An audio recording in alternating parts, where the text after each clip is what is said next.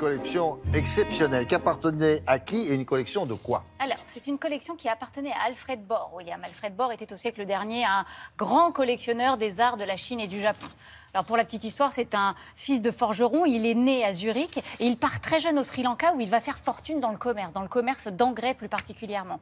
Puis une fois qu'il a fait fortune, eh bien, il rentre en Suisse et là on est vraiment au tout début du XXe, une période à laquelle les Occidentaux témoignent d'un intérêt tout particulier pour l'art du Japon. Les grands collectionneurs à l'époque découvrent cet art-là dans les expos universelles et vraiment Alfred Bohr s'inscrit dans cet engouement de cette vague japonisante et il va commencer à collectionner des sabres japonais, des ornements de sabres, des estampes, des lacs, des tissus.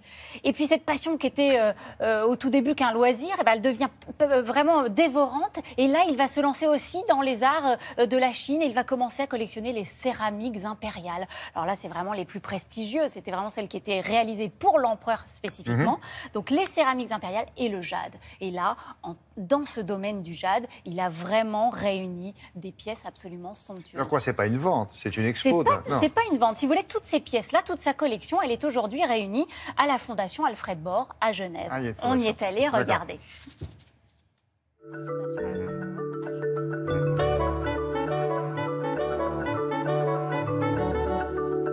La réalisation des jades, en fait, dépasse complètement notre entendement parce qu'on ne sculpte pas un jade comme on le ferait avec du marbre, mais on l'abrase. C'est-à-dire qu'on va user très lentement, à l'aide de fraises et de bâtons divers, la pierre de jade pour obtenir un résultat.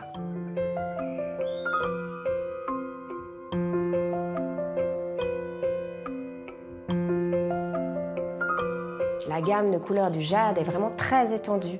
Il existe du mauve, du vert épinard, du blanc graisse de mouton, du vert pomme acidulée. Ce qui est extraordinaire dans les jades, c'est qu'on peut plonger dans les décors. Nous avons par exemple un pot à pinceau avec une histoire qui s'appelle le pavillon des orchidées, très connu en Chine, qui raconte l'histoire d'un célèbre calligraphe, Wang Sijie, qui avait eu l'idée d'inviter ses amis pour faire la fête. Lors de la soirée, ils avaient décidé d'écrire en fait un recueil de poésie en commun en buvant des coupes de vin. Alors plus la soirée avançait, plus la difficulté évidemment augmentait.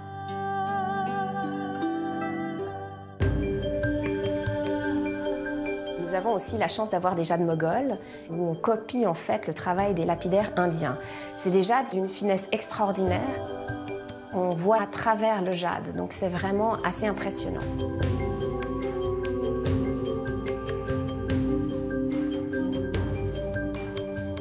Alfred Bohr était fils de forgeron, il a eu un œil tout particulier, je pense, à cause de cela, pour les ornements de sabre. Donc surtout les gardes de sabre, qu'on appelle des tsuba en japonais, c'est simplement la partie qui protège la main et qui permet de relier la lame à la poignée. Les premières gardes de sabre remontent juste avant la pacification du Japon par les Tokugawa en 1600, et on voit que ce sont des armes qui ont encore servi au combat.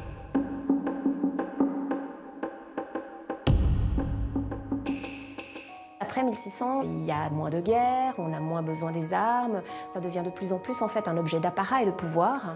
Et donc on voit les ornements de sabre s'affiner, il y a du travail extraordinaire de gravure et des métaux précieux évidemment. Il y a des familles de forgerons qui sont spécialisées en fait dans certains motifs qui font plutôt allusion à la nature. Et là, on a justement une famille qui était spécialisée dans le rendu de l'épi de millet.